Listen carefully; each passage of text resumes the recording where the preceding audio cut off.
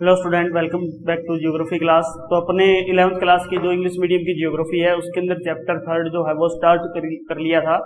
Interior of the earth जो है, interior of earth के अंदर अपने अर्थक्वेक के बारे में बात कर रहे थे और अर्थक्वेक के अंदर अपने टाइप्स ऑफ अर्थक्वेक जो था उसके अपने कर रहे थे। तो उसमें अपने टेक्टोनिक और वोल्केनिक अर्थक्वेक्स जो है वो अपने कर चुके थे।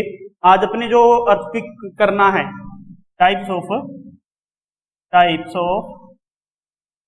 अर्थक्वेक्स, तो टाइप्स ऑफ अर्थक्वेक्स जो है वो कर रहे थे अपने, जिसमें अपने वोल्केनिक वोल्केनिक अर्थक्वेक कर लिया। उसके बाद सेकंड नंबर पे अपने टेक्टोनिक अर्थक्वेक का जो है ये भी कर लिया। आज जो है थर्ड नंबर पर अपने कोलाप्स जो अपने अर्थक्वेक आता है वो करेंगे। Collapse earthquake. अब देखिए कोलैप्स जो अर्थक्वेक है ये कैसे आता है, यानी कई बार कुछ एरिया जैसे होते हैं जिनके अंदर माइनिंग एक्टिविटी चलती होती है और उस माइनिंग एक्टिविटी के अंदर, यानी कुछ एरियाज ऐसे होते हैं, areas of mining activity.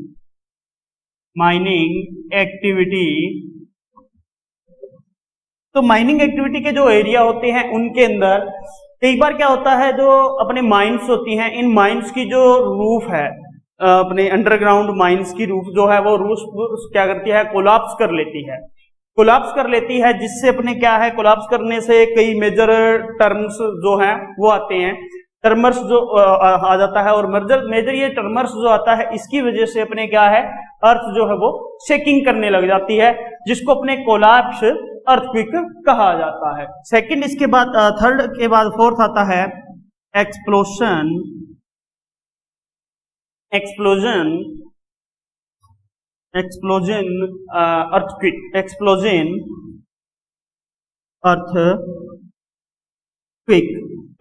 Earthquake जो है, इसकी अगर बात की जाए तो एक्सप्लोजन अर्थक्वेक अपने क्या होता है भी, इसके अंदर जो अर्थ है तो अर्थ के ऊपर, ग्राउंड के ऊपर शेकिंग होता है। शेकिंग होने का कारण क्या होता है, due to the explosion of chemical and nuclear devices.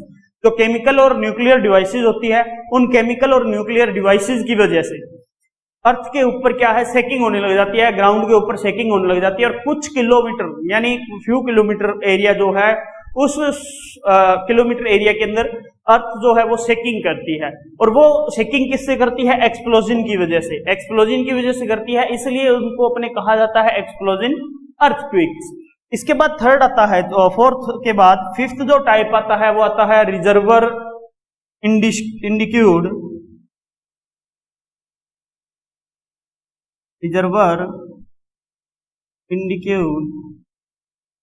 Earthquake. जो अपने रिजर्वर इंडिक्यूड अपने जो अर्थक्वेक होता है, इंडिक्यूड अर्थक्वेक जो होता है, ये अर्थक्वेक कैसे आता है, अपने कई बार क्या है, कोई एरिया होता है और उस एरिया के अंदर लार्ज रिजर्वर्स जो है वो बना देते हैं वाटर के लिए, और वाटर के लिए वो लार्ज रिजर्वर्स जो बनाए जाते हैं, उन लार्ज रिजर्वर्स की वजह से जो अपने जो सरफेस होता है अर्थ का, उस सरफेस के ऊपर उसका प्रेशर बहुत ज्यादा पड़ जाता है, जिसकी वजह से वो क्या है, शेकिंग करने लग जाता है सरफेस, और कुछ किलोमीटर एरिया के अंदर जो है अपने वो शेकिंग जो है वो महसूस होती है। तो वो उन रिजर्वर्स की वजह से आती है, इसलिए उन्हें बोलते हैं रिजर्वर्स इंडिक्यूड अर्थक्वेक। तो वो रिजर्वर इंडिक्यूड अर्थक्वेक के अंदर इंक्लूड किए जाते हैं। इसके बाद में अपने जो आता है वो इसके अंदर अर्थक्वेक के अंदर वो आते हैं अपने measuring of earthquake. Measuring of earthquake. Earthquake जो है अपने, या अर्थक्वेक्स जो होते हैं, ये अर्थक्वेक्स के कारण अपने क्या है, मेजरिंग ऑफ अर्थक्वेक्स का जो मेजरिंग है इसको करना होता है। देखिए कैसे जो अपने अर्थक्वेक जो है इवेंट्स होते हैं, ये इवेंट्स स्केल्ड किए जाते हैं अकॉर्डिंग टू अपने magnitude and initial of the shaking, या अपने ये कह सकते हैं भी इंटेंसिंग सेकिंग के द्वारा, यानी मैग्नीट्यूड और इंटेंसिंग जो सेकिंग होती है उस मैग्नीट्यूड और इंटेंसिंग सेकिंग के द्वारा उस इंटेंसिंग सेकिंग का या शॉक का अपने स्केल्ड किया जाता है, और the magnitude of scale is known as Richter scale. तो मैग्नीट्यूड जो स्केल होता है, द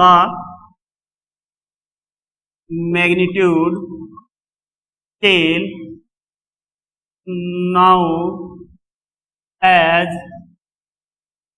रिक्टर स्केल, इसको अपने रिक्टर स्केल जो है इसके नाम से अपने जानते हैं, रिक्टर स्केल, रिक्टर स्केल के नाम से जाना जाता है। और रिक्टर स्केल के ऊपर अपने जो मैग्नीट्यूड होते हैं, मैग्नीट्यूड को जो रेंज होती है अपने स्केल करने की, वो रेंज जो है यानी रेंज ऑफ स्केल, तो ये रिक्टर स्केल की जो रेंज होती है वो 0 से लेके 10 तक नंबर्स जो होते हैं वहां तक इसकी रेंज होती है। इसके बाद the intensity scale is named after Mercalli, यानी एक the intensity scale are name is Mercalli, यानी इंटेंसिव जो स्केल है ये स्केल आया जिसको बाद में अपने मर्केली के नाम से जाना जाने लग गया। और मर्केली जो स्केल होता है, इस मर्केली स्केल की जो रेंज होती है, अर्थक्वेक की जो अपने नुकसान हुआ है उसकी जो रेंज की स्केल होती है वो 1 से लेके 12 तक होती है। तो इसके ऊपर अपने जो डैमेज होता है, जितना भी अर्थक्वेक से डैमेज हुआ है या जितनी भी अपने को हानि होती है, वो डैमेज होने की जो अपने कंडीशन है उसको अपने क्या किया जाता है, इस पर मेजर किया जाता है अर्थक्वेक का, और उसके अकॉर्डिंग अपने जो है वो अर्थक्वेक के बारे में बताया जाता है भी अर्थक्वेक जो था वो कितनी रेंज का था और इससे कितना अपने लॉस हुआ है। तो मेजरिंग का जो है इसको 2 टाइप से अपने किया जाता है। तो मेजरिंग ऑफ अर्थक्वेक को भी एक तो अपने रिक्टर स्केल के ऊपर कर सकते हैं, और दूसरा जो है वो अपने मार्केली जो स्केल होता है उसके ऊपर इसको कर सकते हैं। इसके बाद अपने मेजरिंग ऑफ अर्थक्वेक के बाद में जो आते हैं इसमें वो आते हैं इफेक्ट्स ऑफ अर्थक्वेक, यानी अर्थक्वेक का जो इफेक्ट है वो क्या पड़ता है, effects of earthquake, effects of earthquake. तो अर्थक्वेक जो है, इस अर्थक्वेक का अपने इफेक्ट क्या पड़ता है, तो देखिए अर्थक्वेक जो है ये क्या होता है, एक नेचुरल हैजार्ड होता है, नेचुरल हैजार्ड होता है।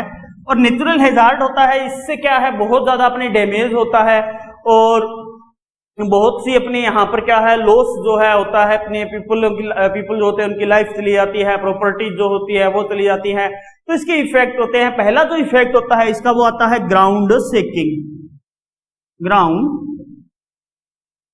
शेकिंग, यानी जब अर्थक्वेक आता है तो ग्राउंड क्या है शेकिंग करने लग जाता है, हिलने डुलने लग जाता है। तो ग्राउंड शेकिंग होता है अर्थक्वेक से, तो इससे अपने को क्या है काफी डैमेज जो है वो उठाना पड़ता है। इसके बाद में अपने सेकंड नंबर के ऊपर जो आता है वो आता है अपने, इसकी बात करें तो ग्राउंड लर्चिंग,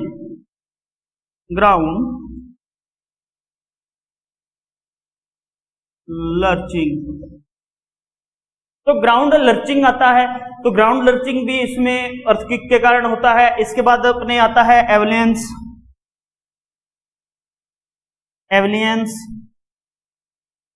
आता है, differentiation ground settlement, differentiation ground settlement जो है ये होता है लैंड एंड मड स्लाइड,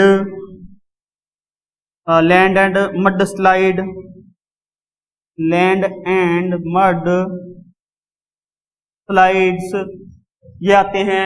इसके अलावा सोइल इरप्शन होता है, अपने ग्राउंड डिस्प्लेसमेंट भी हो जाता है इसमें, फ्लड्स फ्रॉम डैम्स जो होते हैं उनके अंदर फ्लड्स आ जाती है, लीव फेलियर्स हो जाते हैं, फायर्स है, स्ट्रक्चर कोलैप्स जो हैं वो होता है। तो इस प्रकार से ये होता है। तो अपने ये जो अपने कंडीशंस हैं इनके अंदर देखिए जो कुछ एक्टिविटीज जो होती हैं अर्थक्वेक की वो सरफेस के ऊपर होती हैं। यानी सरफेस के ऊपर जो एक्टिविटीज होती हैं उस एक्टिविटीज के अलावा अपने कुछ जो है वो अपने जो लाइफ है ह्यूमंस की, उनके अंदर भी अपने क्या है काफी लॉस होता है, उसकी जो प्रॉपर्टी है उसके अंदर भी लॉस होता है। तो इस प्रकार से अपने इसका लॉस होता रहता है। कई बार क्या होता है, जो अपने ओशियंस होते हैं उन ओशियंस के अंदर सुनामी की जो कंडीशन है वो आ जाती है। तो ये जो सुनामी आ जाती है जिससे अपने जो अपने जो ओशियंस के बैंक के किनारे जो लोग रहते हैं या रिवर्स के किनारे जो लोग होते हैं उनको काफी इसमें क्या है नुकसान उठाना पड़ता है। तो इस प्रकार से जो अपने अर्थक्वेक है, इस अर्थक्वेक का काफी लॉस जो है वो या प्रॉपर्टी का जो लॉस है वो जो ह्यूमन जो होते हैं उनको उठाना पड़ता है।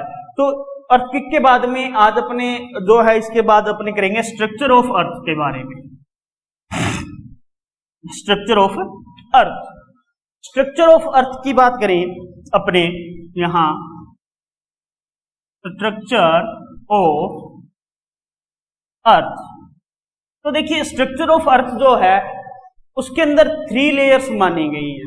3 लेयर्स से जो है इसकी स्ट्रक्चर बनी हुई मानी गई है अर्थ की, जिसमें फर्स्ट लेयर अपने जो आती है वो आती है द क्रस्ट, सेकंड जो है वो है द मेटल, थर्ड जो है वो है द कोर। ये 3 लेयर्स जो हैं इससे अपने क्रस्ट मानी गई है। तो अपने जो अर्थ है इसको माना गया है भी अर्थ जो है अपनी जो अर्थ बनी है उसकी जो स्ट्रक्चर है वो इन 3 लेयर्स से मिलकर बनी हुई है।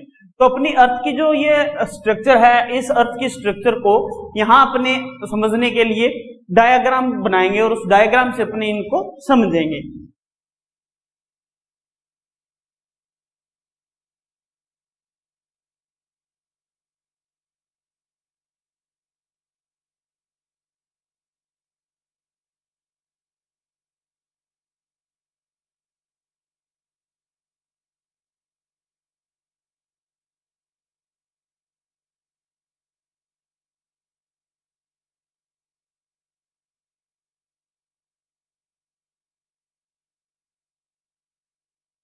देखिए ये एक अपने अर्थ का थोड़ा सा अपने डायग्राम बनाया है भी। अपनी अर्थ का ये सरफेस है, इस सरफेस के बाद में ये इसकी लेयर्स है। तो इन लेयर्स के अंदर अपने डिवाइड करेंगे इनको लेयर्स में। तो लेयर्स जो है वो कहां तक है, कितनी इसकी रेंज पाई जाती है या किस प्रकार की होती है। तो क्रस्ट जो है वो क्या होती है, आउटर मोस्ट लेयर होती है अर्थ की, outer most layer of earth. यानी ये क्या है, अर्थ की आउटर मोस्ट लेयर है, ऊपरी जो परत है वो आती है। इसका जो नेचर होता है वो ब्राइटल होता है, ब्राइटल इन नेचर, यानी आसानी से ये क्या है टूट जाती है, कणों के अंदर बिखर जाती है। अब इस लेयर की बात करें तो इस लेयर का जो अपने लेयर की जो अपने डिस्टेंस पाई जाती है अर्थ के अंदर वो 0 से लेके 100 किलोमीटर तक, 100 किलोमीटर तक जो है वो अपने क्रस्ट लेयर पाई जाती है। क्रस्ट लेयर की अगर कंडीशन बात करें तो क्रस्ट लेयर की जो है अलग अलग पोजीशन होती है अलग अलग सिचुएशन में। जैसे बात करें ओशियनिक क्रस्ट की, ओशियनिक यानी ये मानिए कोई अर्थ के ऊपर ये ओशियन है और ये यहां पे ओशियनिक क्रस्ट होगी। तो ओशियनिक क्रस्ट की अगर बात करें तो ओशियनिक क्रस्ट जो है वो अपने होती है 5 किलोमीटर डीपेस्ट, यानी 5 किलोमीटर तक ये क्या है ओशियनिक क्रस्ट पाई जाती है 5 किलोमीटर के नीचे। कॉन्टिनेंटल यानी ये सतह जो है, महाद्वीप है, कोई कॉन्टिनेंट है, उस कॉन्टिनेंटल क्रस्ट की बात करें तो कॉन्टिनेंटल क्रस्ट जो है ये 30 किलोमीटर की थिकनेस में मिलती है, यानी 30 किलोमीटर तक इसकी थिकनेस पाई जाती है और चौड़ाई के अंदर ये 30 किलोमीटर वाइड जो है ये होती है। इसके बाद में अगर अपने कुछ मेजर माउंटेन रीजन्स की बात करें, लाइक अपने हिमालय माउंटेन रेंज जो है, ठीक है, तो मेजर माउंटेन रेंजेस जो है, मेजर माउंटेन्स रेंज जो है उनके अंदर इसकी जो अपने डिस्टेंस मिलती है वो 70 किलोमीटर तक मिलती है, यानी 70 किलोमीटर तक गहरी जो है अपने को मिलती है। अब क्रस्ट की बात हो रही है तो क्रस्ट का अपने थोड़ा सा ऐसे है अभी, जो 70 किलोमीटर तक होता है, इसकी जो डेंसिटी होती है वो एवरेज डेंसिटी जो होती है वो इसकी 3 ग्राम पर सेंटीमीटर क्यूब होती है। 3 ग्राम पर सेंटीमीटर क्यूब जो है वो इसकी डेंसिटी मिलती है। 100 किलोमीटर के बाद, यानी ये तो क्या है, 0 है, ये 100 तक है, ये 2900 तक जो है अपने मेटल पाई जाती है। मेटल के बाद में 2900 के बाद में 6378 किलोमीटर पर कोर का जो एरिया है वो आ जाता है। अब देखिए इसके बीच में एक एरिया आता है 5100 किलोमीटर का, ठीक है। 5100 किलोमीटर का एरिया जो आता है वो इसमें कोर में आता है, जिसमें अपने ये कोर जो है वो दो पर अपने जो है लेयर्स के अंदर डिवाइड की हुई है, जिसमें एक जो है वो लिक्विड है और एक सॉलिड है। तो ऊपर वाला जो पार्ट है इसको लिक्विड माना गया है, इसका लिक्विड, और इसको सॉलिड माना गया है। अब अपनी बात करेंगे मेटल की। तो मेटल जो है ये अपने जो क्रस्ट लेयर है, क्रस्ट लेयर के आफ्टर में जो अपने लेयर आती है वो मेटल होती है। इसकी जो अपने डिस्टेंस की बात करें, या ये लेयर जहां तक पाई जाती है वो 2900 किलोमीटर की अपने जो डिपेस्ट है अर्थ के अंदर पाई जाती है। ये लेयर 2900 डिपेस्ट मिलती है। इसके बीच यहाँ पर 100 से लेके 400 किलोमीटर का एरिया आता है, 400 किलोमीटर का एरिया। इसको एस्थेनोस्फेयर कहते हैं, एस्थेनोस्फेयर बोला जाता है। ये एस्थेनोस्फेयर देखिए कौन सा एरिया है, ये एस्थेनोस्फेयर वो एरिया है जिसके अंदर अपने जो वोल्केनिक इरिप्शन होता है, वो वोल्केनो इरिप्शन जो है, और उस वोल्केनो का अपने जो मैग्मा है वो मैग्मा इसी लेयर से होकर अपने सरफेस के ऊपर पहुंचता है। तो ये 100 से लेके 400 किलोमीटर का जो एरिया आता है इसके अंदर एस्थेनोस्फेयर पाई जाती है। और एस्थेनो का मतलब होता है वीक, एस्थेनो जो वर्ड है इसका मतलब होता है वीक, यानी ये क्या है, थोड़ा वीक जो जोन है वो होता है, और इस वीक जोन से अपने वोल्केनो जो इरिप्शन है वो होता है, और वोल्केनो का इरिप्शन होकर वो अर्थ के ऊपर अपने जो मैग्मा है वो आ जाता है। तो ये अपने मेटल जो है वो 2900 किलोमीटर तक रेंज तक फैली हुई है। इसके बाद में 2900 से लेके 6378 किलोमीटर जो रेंज है वहां तक अपनी जो मिलती है वो कोर मिलती है। कोर जो है इसको 2 पार्ट्स के अंदर डिवाइड किया है, 2 लेयर्स के अंदर डिवाइड किया गया है। जो अपने 2900 से लेके 5100 किलोमीटर तक जो है वो जो कोर है, उस कोर का पार्ट तो है लिक्विड, और 5100 से लेके जो सेंटर तक का है अपने, यानी बिल्कुल सेंटर तक पहुंचता है 6378 किलोमीटर तक, वो अपने पार्ट जो है वो सॉलिड पार्ट है। तो ये इस प्रकार से होता है। और ये जो सॉलिड पार्ट है इस पार्ट को अपने निकल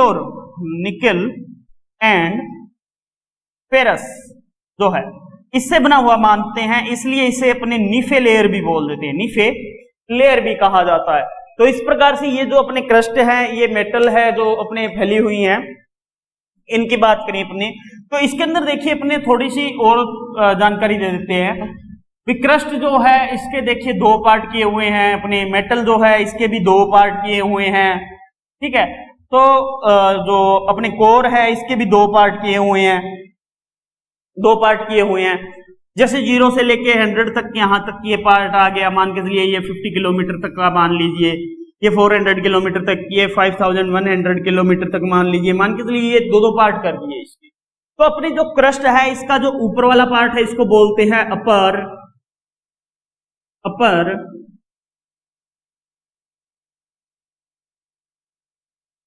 अपर क्रस्ट,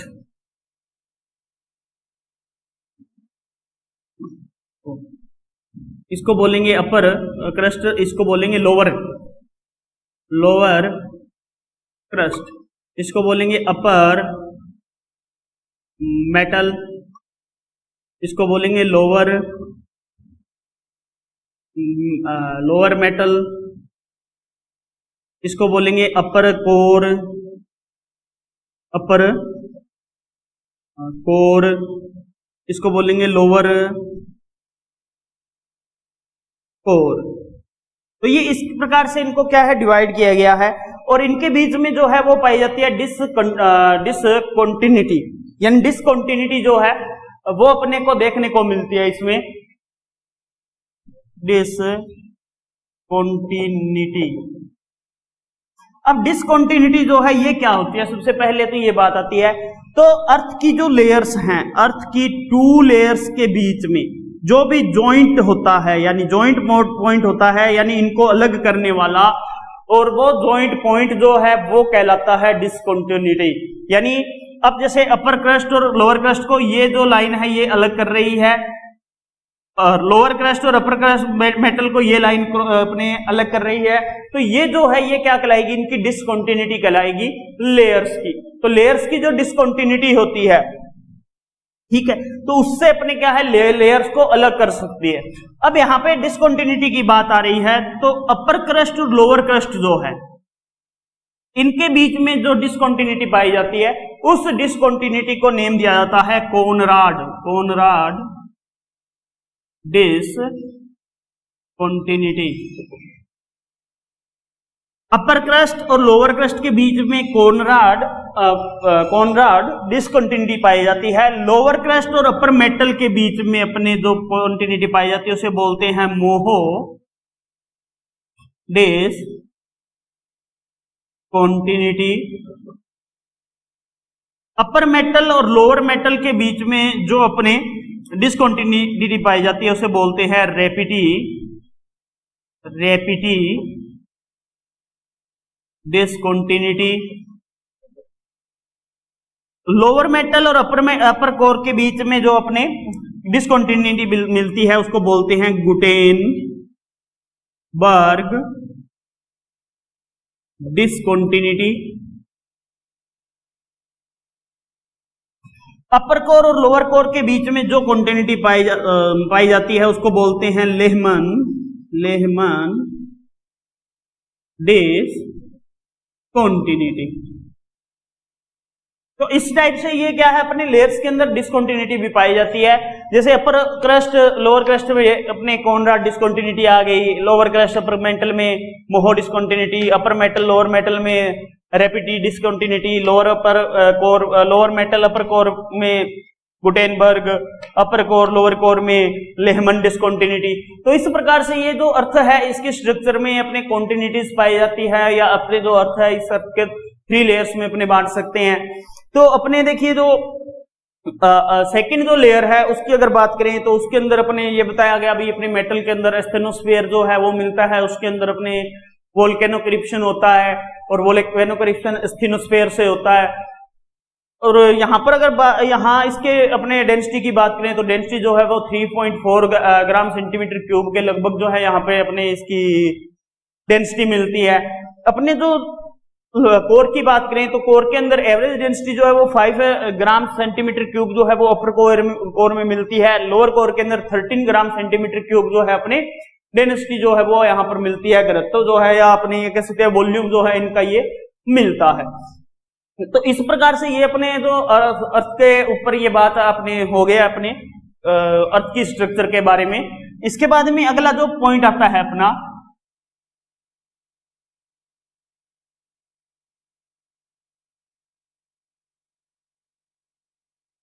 वो पॉइंट है अपने volcanoes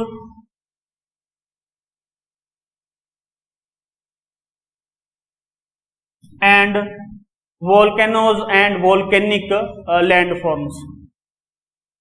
volcanic landforms, volcanoes and volcanic landforms. अब देखिए यहाँ वोल्केनोज एंड वोल्केनिक लैंडफॉर्म्स की बात हो रही है, तो वोल्केनो एंड वोल्केनिक लैंडफॉर्म्स के अंदर तो अपने यहाँ पर बात करेंगे सबसे पहले तो अपने जो वोल्केनोज होते हैं उनकी। तो वोल्केनोज देखिए कई टाइप के होते हैं। यहाँ सबसे पहले अपनी बात कर लेते हैं एक्टिव वोल्केनो की। एक्टिव वोल्केनो यानी एक्टिव वोल्केनो कौन सा होता है? एक्टिव वोल्केनो वह अपने उसको कहते हैं जिसके अंदर अपने जो इरिप्शन है, यानी वोल्केनो के अंदर इरिप्शन जो है वो रेगुलर चलता रहता है, यानी रेगुलर उसके अंदर मैग्मा जो है उसका या लावा जो है वो क्या है बाहर आता रहता है धीरे धीरे स्लोली स्लोली आता रहता है। कई बार क्या होता है उसके अंदर अपने जो वाटर है वो वाटर वोल्केनो के अंदर पहुंच जाता है, और वोल्केनो के अंदर पहुंचने की वजह से जब वाटर अंदर जाता है तो वोल्केनो की जो गैसेज होती है और वाटर जो होती है उनके बीच में एक रिएक्शन होता है। उस रिएक्शन से ये काफी वायलेंट जो है एक्सप्लोजन करता है, और वायलेंट एक्सप्लोजन करने की वजह से क्या होता है ये काफी दूर तक जो है एरिया के अंदर अपने एक्सप्लोजन होता है, जिससे अपने इसके अंदर डस्ट है, डस्ट पार्टिकल्स है, गैसेज हैं, और कुछ अपने माइक्रो न्यूट्रिएंट्स कह सकते हैं या माइक्रो पार्ट्स जो हैं अपने वो यहाँ पर निकलते हैं। तो वो एक्टिव वोल्केनो में होता रहता है, और ये वोल्केनो जो है वो कभी भी अपने ये कह सकते हैं अभी डेड नहीं होता, ये रेगुलर चलता रहेगा, रेगुलर इसमें इरिप्शन जो है वो होता रहेगा। तो वो एक्टिव वोल्केनो में आता है। और एक्टिव वोल्केनो के बाद में अपने सेकेंड नंबर पे इसका देखिए और आता है डेड वोल्केनो। अब डेड वोल्केनो कौन सा होता है? डेड वोल्केनो वह होता है जिसके अंदर सिर्फ अपने ये कह सकते हैं भी एक ही बार इरिप्शन हुआ, और एक बार इरिप्शन होने के बाद में कुछ वर्षों बाद वो जो इरिप्शन है वो कभी भी नहीं हुआ इसमें, यानी आंदा कभी भी आने वाले समय में या जो आने वाला पीरियड है, टाइम है, उस टाइम में भी इसके अंदर कोई भी ऐसी पॉसिबिलिटी नहीं है भी डेड वोल्केनो के अंदर अपने इरिप्शन होगा या एक्सप्लोजन होगा। तो ये डेड वोल्केनो वह होते हैं जो बिल्कुल ही शांत हो चुके होते हैं, उनको डेड वोल्केनो कहा जाता है। तो ये डेड वोल्केनो आता है। इसके बाद में अपने यहां बात करें तो वोल्केनो का एक प्रकार आता है सील्ड वोल्केनो। अब देखिए सील्ड वोल्केनो के अंदर क्या होता है, जो मेग्मा है उस मेग्मा के अंदर बेसाल्ट टाइप का जो अपने मटेरियल है वो निकलता है, यानी बेसाल्ट प्रकार का अपने मटेरियल जो है वो यहां से इरिप्शन होता रहता है, और इरिप्शन होते हुए जो है ये वोल्केनो के चारों ओर, यानी ये वोल्केनो होता है, इस वोल्केनो के चारों ओर अपने होता रहता है, और ये जो है क्या कर लेता है, एक कीप का जो साइज है उस कीप का साइज ले लेता है। अब उस कीप का साइज लेने के अंदर क्या होता है, कई बार अपने रेन वगैरह होती है तो रेन होने से वाटर जो है वो इसके अंदर चला जाता है, पानी जो है वो इसके अंदर चला जाएगा वाटर, और वाटर जब इसके अंदर जाएगा तो ये वाटर के साथ रिएक्शन करके विस्फोट करेगा, और विस्फोट करेगा तो ये एक शंकु के रूप में बन जाएगा। लास्ट में जाके ये बिल्कुल ऐसे इस प्रकार से एक जो कोन होता है उस कोन के टाइप का ये बन जाएगा, जिसको अपने बोला जाता है cinder cone, cinder cone type. तो ये सिंडर कोन टाइप का जो है अपने बन जाता है सील्ड वोल्केनो। तो ये अपने वोल्केनो जो है इस टाइप से अपने वोल्केनो आते हैं। वोल्केनो करप्शन जो है इसके अंदर सील्ड वोल्केनो आ गया। सेकंड इसमें जो टाइप आता है अपना वो आता है कंपोजिट वोल्केनो। Composite volcano. अब देखिए कंपोजिट वोल्केनो क्या होता है। कंपोजिट वोल्केनो के अंदर जो मेग्मा होता है वो बहुत ही पतला होता है, यानी मेग्मा जो इरिप्शन होता है उस मेग्मा इरिप्शन का जो है अपने इरिप्शन जो होता है वो बहुत ही पतली लेयर के अंदर होता है, यानी थिक अपने कह सकते हैं थिक रूप के अंदर, या थिकनेस जो होती है उसकी अपने मेग्मा की बहुत कम होती, और वो थिकनेस जो है वो क्या होता है धीरे धीरे इरिप्शन होता रहता है और चलता रहता है इसके साथ। तो ये धीरे धीरे इसके अपने मेग्मा के साथ नीचे होता रहता है, और ये जैसे जैसे टाइम पीरियड अपने निकलता है उस टाइम पीरियड के अकॉर्डिंग कोल्ड होता रहता है, और आसपास में उसके जमाव होता रहता है। तो जमाव होने से ये जो है क्या है, इसका एरिया जो है थोड़ा बढ़ जाता है, यानी इसका डिस्ट्रीब्यूशन बढ़ जाएगा। डिस्ट्रीब्यूशन बढ़ जाने की वजह से ये थोड़ा बड़ा रूप ले लेगा, और धीरे धीरे ये इरिप्शन हो रहा है तो कई बार क्या है ये इरिप्शन बंद हो जाता है, और ये क्या है एक कोल्ले की आकृति कह सकते हैं या एक बट्टे की आकृति कह सकते हैं ले लेता है, जिसको बोला जाता है कोला डेरा। कोला डेरा, तो ये कोला डेरा की साइज में आ जाता है इरिप्शन होने की वजह से, यानी ये इरिप्शन होता जा रहा है और ये इस प्रकार से कोला डेरा बन जाएगा, यानी इस प्रकार से इसका जो है माउथ जो है वो काफी वाइड हो जाएगा, चौड़ा हो जाएगा। तो वो अपने जो कहलाएगा वो कंपोजिट वोल्केनो कहलाएगा या कोला डेरा कहलाएगा। तो आज अपने वोल्केनो के अंदर कंपोजिट वोल्केनो तक कर लिया है, कल अगले वीडियो में अपने आगे पढ़ेंगे। Thank you.